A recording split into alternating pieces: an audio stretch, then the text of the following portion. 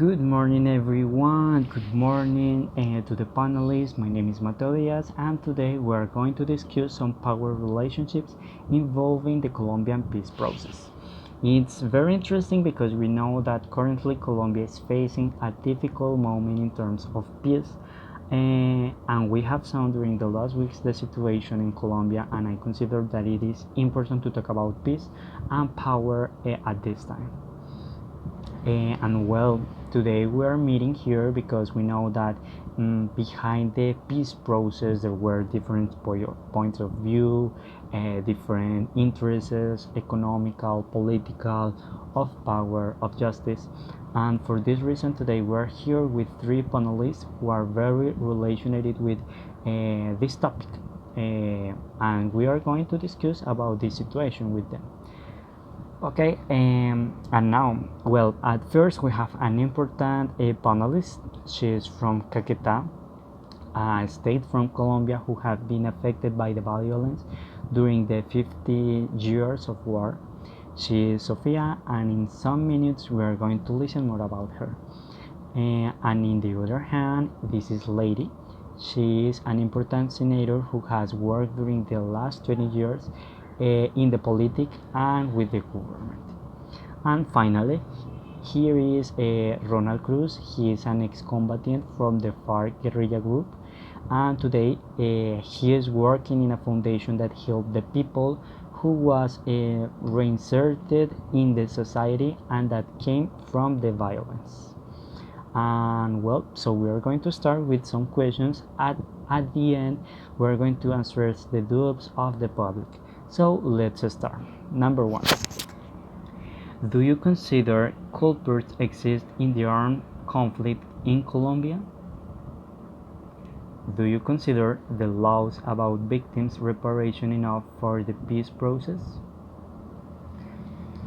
We know there are people such as guerrilleros, paramilitares, even politicians who were involved in illegal cases like massacres, extortion, killings, and cases where the human rights were violated, right? Do you consider they deserve the absolution of their acts and their reintegration to the society like the peace process agreements indicate? Well, now let's start. The first question is about the culprits of this conflict. Okay, and it is: do you consider culprits exist in the armed conflict in Colombia? Tell me. Let's start with Sofia. Tell me. So hi, thanks for this opportunity to participate. It's always cool share these experiences, these stories into the peace process. My name is Ana Sofia. I make part of a group of victims of armed conflict. Practically, I suffered the violence from guerrilla FARC and the paramilitary group AUC, and obviously the National Army of Colombia. So I'm the mother, the aunt, and the sister of people killed in the conflict. In response of these questions, I think that on the works is a lot of factors that determine who are culprits or guilty, and who aren't. In my personal opinion, I guess that all the guilty fall on the government. It didn't make enough for protect the population. It doesn't guarantee survive in rural areas, even in the city. Well, even after all the preparation process make us feel as guilty for how the things happen, and the society made it too. So in fact, all the armed actors have a part of responsibility in this process because they participate in the war, engage children, massacre entire communities, commit crimes against humanity. So I felt that they just want to make us responsible for our no war for us. In fact, a large percent of communities implies ignore obviously the basis and reasons for this war. I suppose that all the mindset that these actors have is to remove the war, or maybe I don't know. They aim for some they could win the war no matter what it cost. So I consider it as an injustice that they even haven't recognized their acts. So because obviously into the True Commission a little part of the truth is known, but we need answers and reasons. A lot of people all this time and these days are asking for their families, for deaths, for their bodies, for the disappearance, for the people kidnapped. So they deserve the truth because the truth is the only thing that can give us a rest of this pain. Okay, Sophia, thank you so much. Now let's continue with our politician, sorry, lady. Do you consider culprits exist in the armed conflict in Colombia? Firstly, good morning, everyone. Thank you for the invitation of this panel. I really appreciated that. Well, in this case, my role is of the states. So, in the first questions, I consider exist culprits in the peace process, but the role of the state is try to find the culprits in the all sides. Why? Because when we talk about the armed conflict, we can say this just exists one culprit or a bad size or good size. Uh, a war, a conflict, this produce many violence, this produce many problematics, and this is just one group, maybe guerrillas, paramilitaries, or a military force. So the role of the state is try to find um, these culprits and try to apply the justice, of course, repair of the victims, because the victims suffer so much in this case, because they are in the middle of this conflict, so they suffer in what ways. So the role of the state is try to repair that. Mm, for example, we need to find what if exist governments these promote this violence.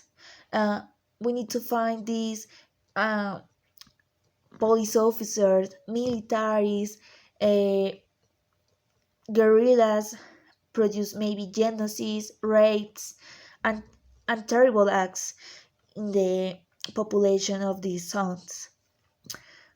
So yes, of course, the state think the culprits exist, and we need to apply a different type of justice. This is not the normative justice we know.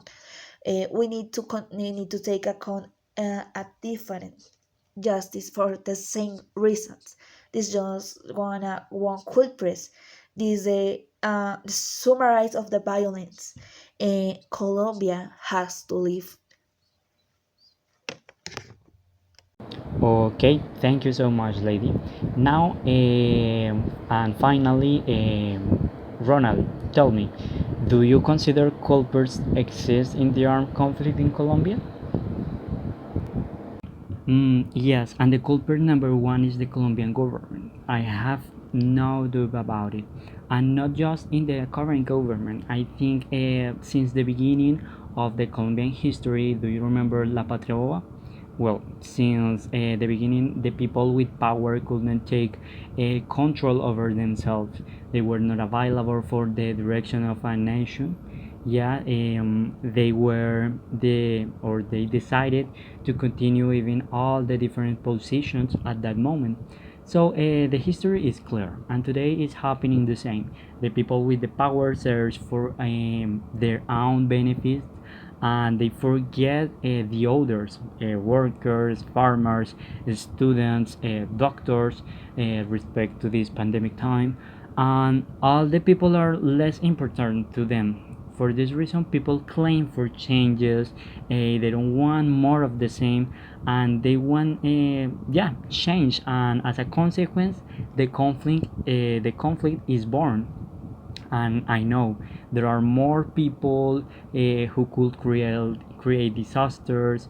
People like me who were obligated to participate in the war, but the main culprit is all the governments who I know, who never want to search for the collective benefits. Okay, thank you so much for your answers on these first questions.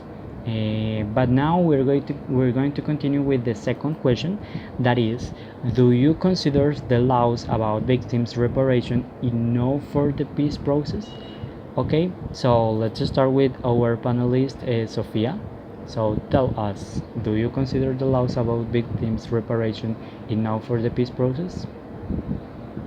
Okay, as a victim, I could say that the work made us an unbelievable psychological and painful scares, and that don't have a reparation. I'm sure that nothing in this world could repair the damages.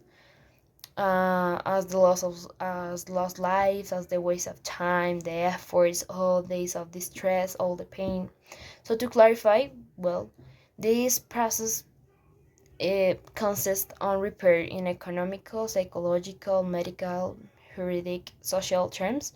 On other points that as land restoration, restatements on society with house, education, and job. So the worst part of this process is the speed of applying it in the real world and the stigmatization that we could suffer in the process. A lot of people, demobilized combatants, have been killed since the beginning of the peace process. So the loss has a failure in that part because exists some guarantees in terms of security, but obviously it doesn't fulfill. So in fact, well, some war actors don't want to return the lands and don't want to say the truth.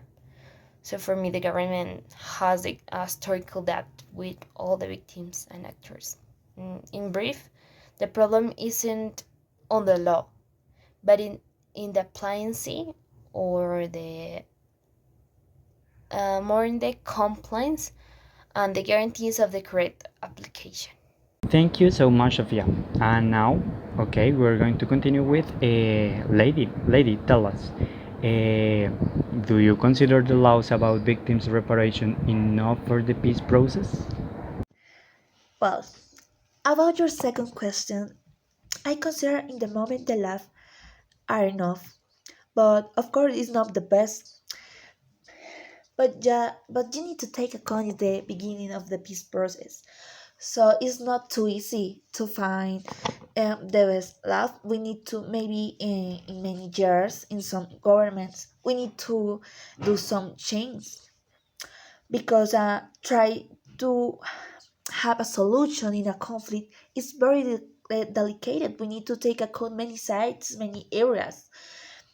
So, in the moment, the state try to report the victims, try to support, provide help in the economic, social, and psychological aspect for the hurt these people have to live in these years.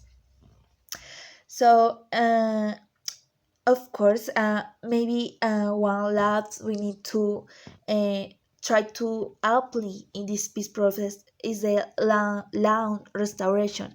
It's not too easy, and we need to be careful with that if we want to do that with the victims.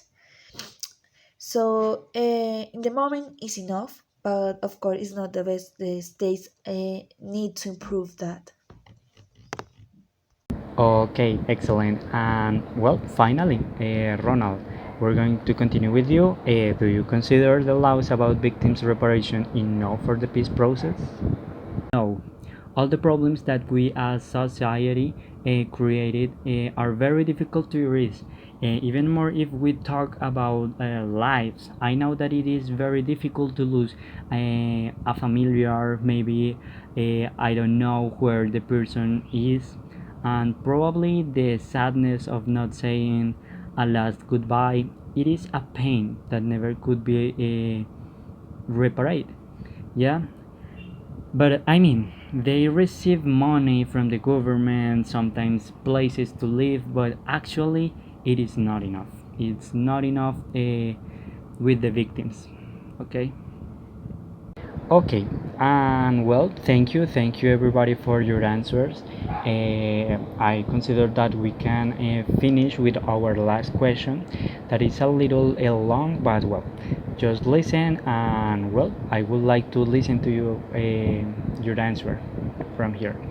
So number three, sorry, say, we know there are people such as guerrilleros, paramilitares, even politicians who were involved in illegal cases like massacres, extortion, killings, and cases where the human rights were violated, right?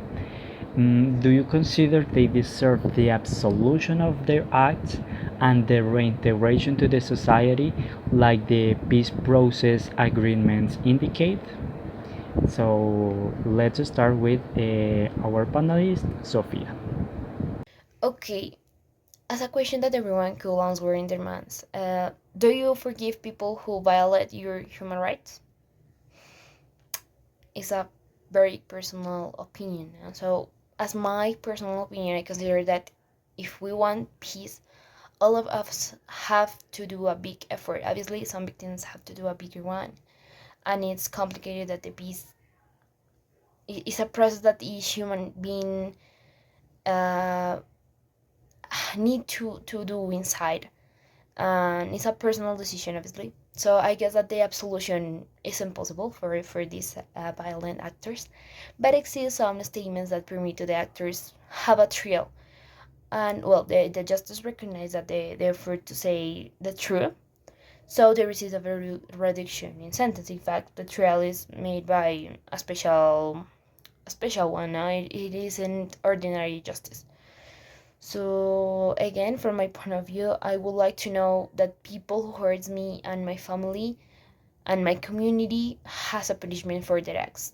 But I don't have problems with the idea of they could reintegrate to the society. Sorry, because at the end of the day, they are victims too. So I just want to know that the leaders pay, the real leaders of these movements pay. They gave the orders, so they are the responsible. Okay, and thank you for your answer. And let's continue with a lady. Lady, tell us your answer for this in question number three, please.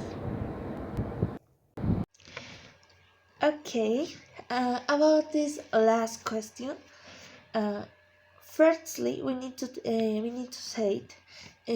If we want to apply the justice in the peace process, we need to do a new type of justice. This can be the traditional model because the armed conflict is very different of the rest of the situations. These happen many events of violence, and this happen in many sides, as you say in your question, paramilitarism, guerrillas, uh, military forces, uh, in addition, politicians. So we need to be careful with that because we need to examine the governments, the the system of the state. If we don't have this aspect so clear, it's very difficult. We can't find any justice for the victims. We can find this peace. So, mm, of course, we can't forget these acts. We need to apply the justice. So we need to know what happened in these years. Uh, the rapes, the genocide, the different horror acts. So uh, also we need to know the case of corruptions, the illegal drugs, the business happen in this conflict. We need to know that for the victims, for the justice, for the peace of this country. So maybe many people, many agents, this conflict need to pay in the jail, but this need to uh, this need to start with a new justice. This not the same traditional justice, a different because we need conversations. We need facts. We need to know the truth. What happened in the armed conflict in Colombia? We need to understand very well all acts. We need to repair all hurts. So the justice need to be applied in all cases, of course, in a different way. Okay, thank you, lady. And finally, we're going to finish with Ronald, uh, who going to answer the last question. Okay. It's a difficult question, but yes, I will say that yes, they deserve the absolution. I know there were a lot of bad people, and really they were bad people, but also and at the same time, some of them were obligated to enter into the guerrilla. Yes, sometimes they were forced even when they were children. Yeah, so the absolution could be an opportunity to all the people who want to change just like me. But what I will say is words. When you want to search for a new life but society doesn't allow you, I think that this is a particularity of this absolution.